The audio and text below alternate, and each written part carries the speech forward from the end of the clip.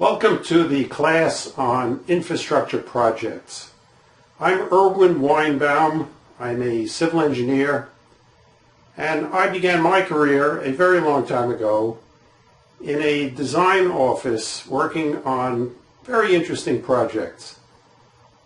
The practice at that time consisted mostly of work on the interstate highway system, but it also included many recreational areas, performing arts centers, public parks, those sorts of facilities. And it made for a very interesting mix. It was an excellent learning experience for me. I really enjoyed it completely. But I did find that we were making decisions as designers which really required some knowledge of the construction process. And there was no one in the office that really had that kind of experience and could advise us on the best way to design our facilities. After some time, I decided that to be a really effective designer, I needed some experience in the field at a construction site. I simply needed to fill that gap in my knowledge.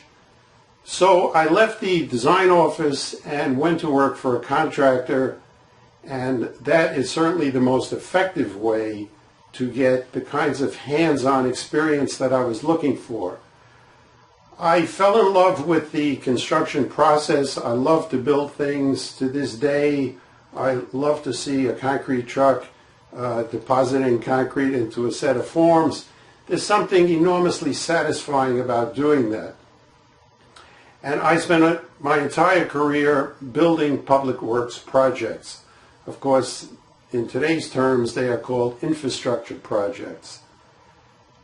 The work is fascinating, and while I'm not urging any of you to go out and make your careers in the construction industry, even though that worked out very nicely for me, I truly believe that you need a foundation of knowledge in order to be effective however you pursue your careers.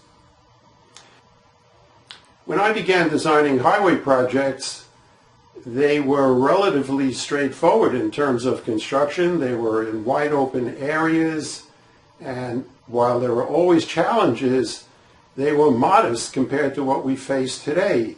In today's environment, we're usually building in built-out downtown urban areas, either building new facilities or modifying existing facilities. And in today's environment, the construction know-how is absolutely the key to the success of any project.